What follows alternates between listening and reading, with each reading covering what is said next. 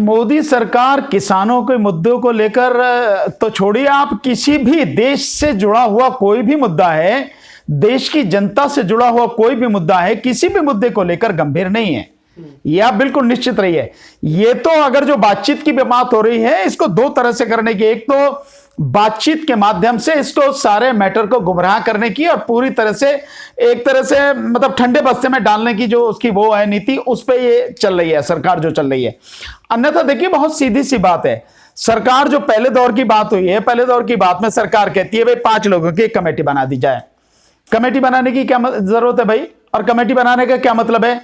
किसानों के लिए जो आप बिल की बात कर रहे हो, तुमने 3 बिल बनाए हैं, तुम कह रहे हो किसानों की भलाई के लिए, किसानों ने उन्हें पूरी तरह से पढ़ लिया और तुम्हारी चालाकियां जो है, तुम्हारी चालबाजियां जो है, तुम्हारा षड्यंत्र जो है, जो तुम पूंजीपतियों उद्योगपतियों के साथ मिलकर देख रहे हो, उस षड्यंत्र को किसान समझ चुका है। और किसान ने सारे बिल पढ़ने के बाद समझ में आ गया कि यह किसानों की बर्बादी के लिए है और जो खेती की जमीन बची हुई है उन्हें पूंजीपतियों के हाथों में सौंपने की तैयारी है। सारा सब कुछ है और इस देश को बर्बाद करने की तैयारी है। उनकी मांग बहुत सीधी सी है। किसानों की मांग है कि भाई ये जो तीनों कानून हैं, इन तीनों कानूनों को आप खत्म करो, वापस लो और एमएसपी के लिए कानून बनाओ। बस इतनी सी मांग है उनकी, और कोई बड़ी मांग ही नहीं है। हालांकि मेरे विचार से तो मांगे कम से कम 4 मांगे और होनी चाहिए थी किसानों की, पर फिर भी जो मांगे हैं वो तो बहुत सीधी सी हैं।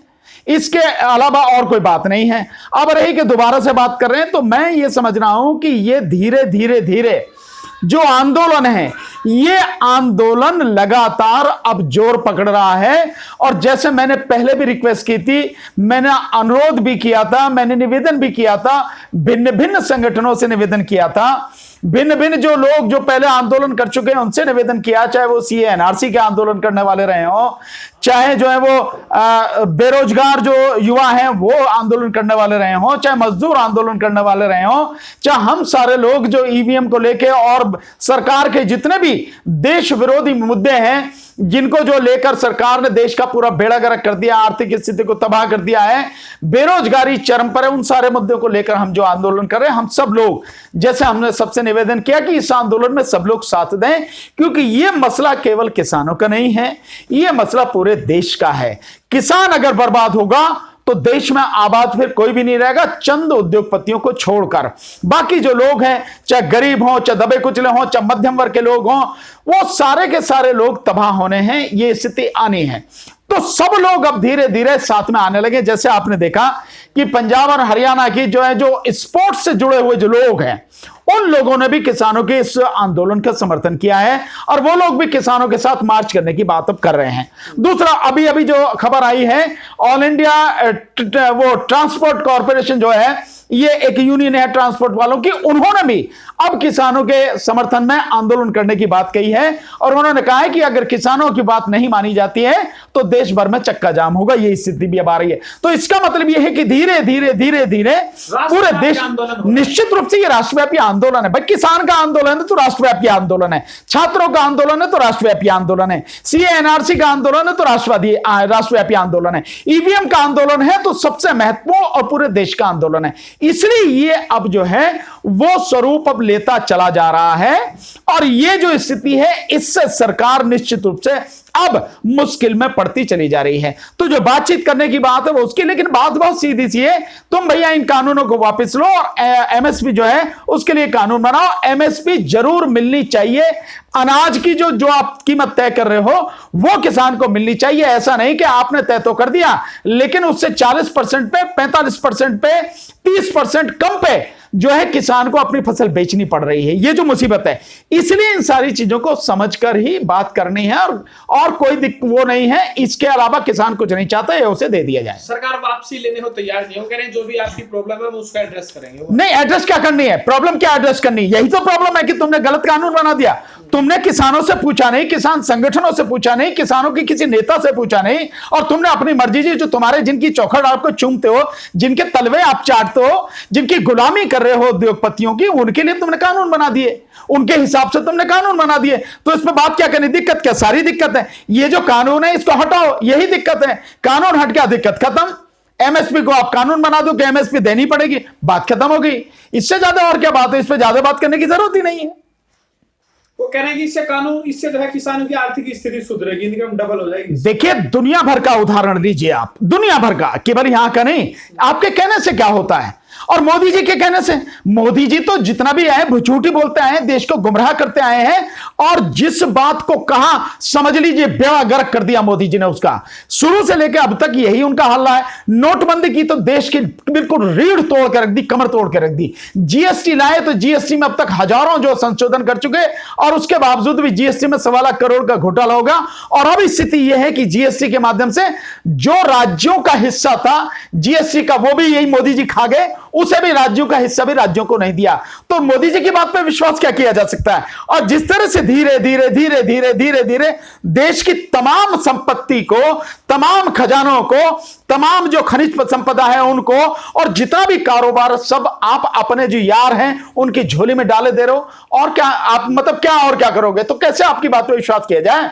मोदी जी का तो यह कि जो कहना है वो किसी हालत में नहीं करना है।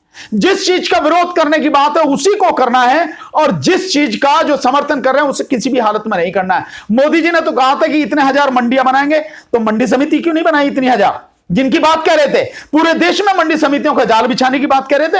अब तो तुमने मंडी समितियों को खत्म कर, आप देखिए कैसे थे।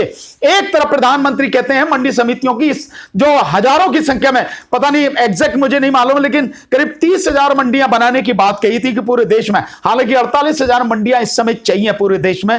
तो इतनी मंडी समितियां बनाने की बात की थी, और उनको आधुनिक करने के लिए, सबको कंप्यूटराइज करने के लिए, वो भी सारी की मंडी जो है वो भी उन्होंने वो सारी बात की थी। तो ना तो मंडियां बनी, ना मंडियां की मंडियां जो ना की मंडियां बनी, और अब मंडियों को पूरी तरह से तबाह किया जा रहा। तो मोदी जी की बात का विश्वास कौन करेगा? एक नंबर का झूठा इंसान किसकी बात का विश्वास करे? सरकारी स्कूल है उनको बर्बाद किया गया, सरकारी अस्पतालों को बर्बाद किया गया, क्या मंडी का नंबर आ गया? हाँ, निश्चित रूप आ गया, खत्म कर दिया सर, खत्म कर दिया। देखिए, आपने बिल्कुल सही कहा कि इस सरकारी स्कूलों को बर्बाद किया गया, बिल्कुल, ताकि लोगों को एजुकेशन नहीं मिल सके। अधिकतर लोग सरकारी स्कूलों में अपने बच्चों को पढ़ाते हैं, विशेषकर गरीब और मध्यम वर्ग का जो बच्चे हैं वो उसी में पढ़ाते हैं। तो आपने उनको तबाह कर दिया, पूरी तरह से बर्बाद कर दिया। तो एजुकेशन को आपने पूरा मतलब किसी भी हालत में गरीब तक एजुकेशन पहुंच नहीं पाए उसकी पूरी व्यवस्था आपने कर दी। अमीरों के लिए एजुकेशन रहे ये सारा आपने कर दिया, नीचे से लेकर ऊपर तक हायर एजुकेशन तक यही सारा आपने कर दिया। इसके अलावा मेडिकल फैसिलिटी, हॉस्पिटल्स को आपने पूरी तरह से तबाह कर दिया। कहां इतने हॉस्पिटल बनाएंगे, इतने ये करेंगे वो करेंगे, किया कुछ नहीं, जो थे उनको भी पूरी तरह से तबाह कर दिया। और इस कोरोना संकट के समय में सारी चीज नंगी होकर दुनिया के सामने आ गई है। तो आप लोगों की मतलब किस बात की आप बात करें? इसके अलावा नोटबंदी से आपने कहा था जाली नोट खत्म हो जाएंगे, तो जाली नोट पहले से भी ज्यादा जाली नोट हो गए इस देश में, ठीक है। अभी इसलिए आपको 2000 का नोट उसे बंद करने की आप बात कर रहे हो, ये स्थिति आ रही है। इसके अलावा आपने कहा भ्रष्टाचार खत्म हो जाएगा। भ्रष्टाचार ऐसा उसका जो लीगल तरीका बना दिया मोदी जी ने कि सबसे ज्यादा भ्रष्टाचार इसी सरकार के समय में है, किसी और सरकार के समय में नहीं है। और जो पीएम केयर फंड है, ये भ्रष्टाचार का, प्रधानमंत्री के भ्रष्टाचार का जीता जागता उदाहरण है। इससे ज्यादा किसी और चीज की जरूरत नहीं है। इसके अलावा आपने कहा कि जो यहां पर आतंकवाद है वो खत्म हो जाएगा। आतंकवाद अभी तक खत्म नहीं हुआ। अनुच्छेद 370 को हटाने के बाद भी आतंकवाद खत्म नहीं हुआ, जिसकी आप बात कर रहे थे। ये स्थिति है ना। आप कह रहे थे यहां पर जो ये जो भ्रष्टाचार हो गया, आतंकवाद हो गया, काला धन हो गया। काला धन, आज तक काला धन नहीं आया। और रिपोर्ट जो अभी पीछे जो आई थी वो ये आई थी कि जो विदेशों में काला धन है, स्विस बैंक में जो काला धन है, वो काला बैंक भी डोढ़ा हो गया। और आज की तारीख में, जिस समय की मैं बात कर रहा हूं, ये करीब 7-8 महीने पहले की बात है, आज की तारीख में वो काला धन निश्चित रूप से पहले से 2 गुना हो गया स्विस बैंक में। तो ये मोदी जी की परफॉर्मेंस है। मतलब काला धन नहीं आया, दुगना हो गया काला धन, विदेशों से नहीं आया। 15 लाख रुपए, 15 लाख तो भूल जाओ, 15 रुपए भी अब जो छोड़ने वाले नहीं है मोदी जी किसी की जेब में। ये स्थिति हो गई है। तो सब कुछ जो किया है पूरी तरह से तबाह कर दिया। नारे जो जो देते रहे हैं, आपको मालूम है, हर नारा जो दिया उसके उलट काम किया। बेटी बचाओ बेटी पढ़ाओ, बेटियों को ही पूरी तरह से तबाह कर दिया, बर्बाद कर दिया। आज की तारीख में ये बुरी हालत इन्होंने कर दी है। ये कहते हैं मोदी जी स्मार्ट सिटी, एक स्मार्ट सिटी बना, 100 स्मार्ट सिटी बनाने की बात कर रहे थे, एक भी स्मार्ट सिटी नहीं बना। डिजिटल इंडिया जिसके लिए 4.5 लाख करोड़ का बजट रखा, डिजिटल इंडिया की हालत यह है कि श्रीलंका और जो आपका वो है ना बांग्लादेश, उनके बराबर भी आपका नेट नहीं चलता। ये फोन नहीं मिलता सर, फोन नहीं मिलता, सब लोग परेशान है। ये डिजिटल इंडिया मोदी जी के लिए यही है कि सब कुछ निचोड़ के, सब कुछ धो धा के समेट के ना उसकी झोले में डाल दो, अंबानी की, मुकेश अंबानी की झोले में डाल दो, सब उसे बेच दो, सब उसके हाथ में छोड़ दो। ये डिजिटल इंडिया। किसानों की मदद करने के लिए कह रहे हैं, आप लोग मानने को तैयार नहीं। अरे सर, वो आदमी क्या किसी की मदद करेगा जो सत्ता का इतना भूखा है और अपना जो एजेंडा, देश को बर्बाद करने के जो एजेंडा है उसके पीछे जो है ना आंख मीच के दौड़ रहा है, वो आदमी किसी की क्या मदद करेगा। मदद करना है तो बहुत सिंपल सी, किसान आपसे ये कह रहे हैं ये बिल आप वापस ले लो, ये कानून आप वापस ले लो और उनको एमएसपी दे दो, इससे ज्यादा उनकी मांग ही नहीं है। तो आप क्यों नहीं दे देते अगर किसानों की मदद कर रहे हैं आप? सरकार का तर्क ये है एमएसपी जो है अब किसानों को मिलती है। एमएसपी सिर्फ घोषणा होती है, मिलती नहीं है किसानों को। अरुण जी, इस बात को आप ध्यान रखिए। लिखित में नहीं है, लेकिन सरकार देती है, वो कह रहे हम आगे भी देंगे। नहीं, आप देखिए, आप एक बात सुनिए, उस सरकार का, जिस सरकार में जो भी हैं, जितने भी मंत्री हैं, सब झूठ बोलते हैं, क्योंकि उनका मुखिया, जब प्रधानमंत्री ही झूठ बोले तो बाकी की तो बात ही छोड़ दीजिए आप। तो प्रधानमंत्री हर बात पर झूठ बोलते हैं। और जिस एमएसपी की बात करते हैं, देखिए एमएसपी एडमिनिस्ट्रेटिव ऑर्डर है, एडमिनिस्ट्रेटिव, उस ऑर्डर की कोई वैलिडिटी नहीं है। हालांकि अगर कोई व्यक्ति ईमानदारी से करना चाहे लागू, निश्चित रूप से उसको अमल में लाना चाहे तो एडमिनिस्ट्रेटिव ऑर्डर भी अपने आप में एक ऑर्डर होता है। लेकिन जो सरकार ही बेईमान है, जो सरकार देश को तबाह करने पर तुली हुई है, जिस सरकार ने देश की वो हालत कर दी है कि चारों तरफ त्राही त्राही मची है, लोगों को रोजगार नहीं है, लोगों को खाना नहीं है और 80 करोड़ लोग सरकार के हिसाब से भिखारी बना दिए गए हैं। यह स्थिति सरकार की है। उस सरकार पर भरोसा करेंगे जिसकी आप बात करें एमएसपी की, एमएसपी को आप कानून के माध्यम से लाइए। कुछ लोगों का कहना है कि नहीं, कानून नहीं बनाया जा सकता एमएसपी। क्यों नहीं बनाया जा सकता? आप जितने उद्योगपति हैं, जितने पूंजीपति हैं, फैक्ट्री वाले हैं, उनके फेवर में आप सारे कानून बना रहे हैं। आपने सारे श्रमिकों के कानून जो श्रमिकों के हक में थे पूरी तरह से तबाह कर दिया, खत्म कर दिया आपने। जो मतलब उद्योगपति हैं, पूंजीपति, उनके लिए जो वो कहते हैं आप बना देते हो, कानून बना देते हो उनके लिए। तो आप एमएसपी के लिए कानून क्यों नहीं बना सकते? एमएसपी के लिए कानून आप क्यों नहीं बनाते हैं कि जो एमएसपी सरकार द्वारा हर साल घोषित की जाएगी 23 फसलों के लिए, जो बात कर रहे हैं आप, चाहे उसमें मक्का है, रागी है, जौ है, जो गेहूं है, चावल है, जिसके लिए भी है, वो एमएसपी किसान को देनी ही होगी। कोई व्यापारी उससे कम पे नहीं खरीदेगा, यह निश्चित रूप से होना चाहिए। खरीदेगा तो उसको दंडित किया जाएगा, यह होना चाहिए उसमें प्रावधान।